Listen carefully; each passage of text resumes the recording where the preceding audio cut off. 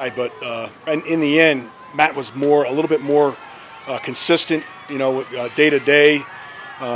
Being a lefty punter, a little bit older. I think we made that choice to go with it. I didn't want to go into this camp, with two guys because it kind of filters it down for Bucker. I need to get those reps. He needs to get all the reps possible.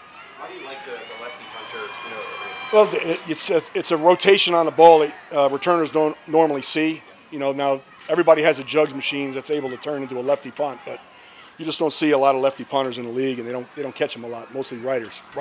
It's early here, but who are you eyeing maybe right now as punt returner, kick returner, punt returner. If you watch when we warm up, I got like 19 guys out there, but in reality, there's probably 5, 6 guys that could do it. Worthy, no question. Tony's in there, McCole, Hollywood. He's an exciting guy to think about that he could do it, and the guy that's really done a really good job is Nico. After you got a couple of weeks, we'll see it next week in the Hall of Fame game. But yeah, I'm excited, nervous about this new kickoff. Both.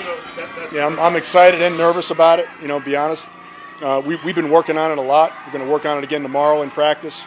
We work on it in walkthroughs mostly every time. But there's a lot of unknowns with it. How our team's going to attack you. What are they going to do, and what are the kickers going to do? What's going to be the philosophy? So, and how they're going to officiate it too. We have the officials here, and we're going to sit down today, in fact, and watch our tape and have those guys, tell us good or bad what we're doing. So it's going to be an ongoing. These preseason games are going to be important for us. What have you seen just from a couple of practices? We learned a lot. We've learned that you want to try to kick the ball without a lot of hang time, low ball that goes probably inside the 10, maybe skips into the end zone, the ball that they can't get to right away. If they catch a ball on a line drive at the 10-yard line, it's going to be easy for them to get it out to the 30 like that. So you have to try to kick it away from the returners if you can, skip it into the hit in the target zone and skip it in the end zone, possibly for a touchback where you get the ball at the 20. That's the ultimate goal on kickoff. What do you think the challenges will be with officiating the new kickoff, like from your conversation with them on the field? Well, the challenges are going to be if they call a lot of penalties right off the bat and it looks like a crappy play, it's going to get tossed. Like this is a 1-year experimental deal, like for the season. So we need it to be a clean play. So we need to be working together with the officials, early on to figure things out, the small little details of how to align, make sure we're all aligned right, and offsides, that might be an issue early.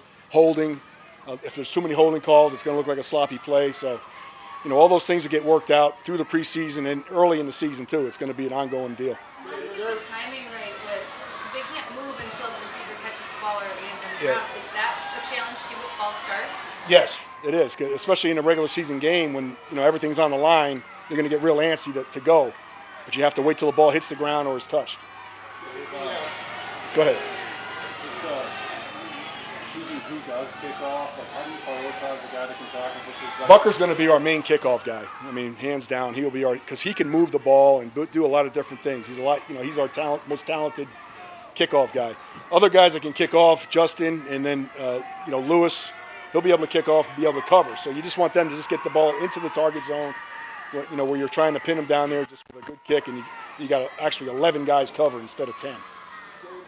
Young guys you're particularly eager to see when the preseason starts? Yeah, I want to see Lewis. I mean, he's number one. I want to see how he handles being tackled and blocking. I love him. I love the way he works, so I want him to do well. So I'm looking forward to seeing him. I'm looking forward to seeing Nico. I'm looking forward to seeing Bozeman, who showed up, linebacker who's done a lot in camp, and Jacobs, a lot of those linebackers. I love the linebacker room. Safeties, I'm excited about them too. Guys like Gillespie and that whole room really is pretty good. Hicks he's a no-brainer. Special teams guy for me. He's a 4-phase starter right now.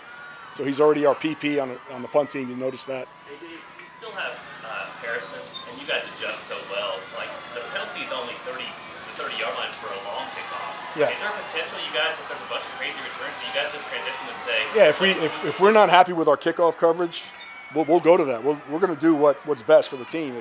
If we feel giving up 5 yards is better than trying to pin them deep with a different kind of kick, we'll kick touchbacks because Bucker can kick touchbacks.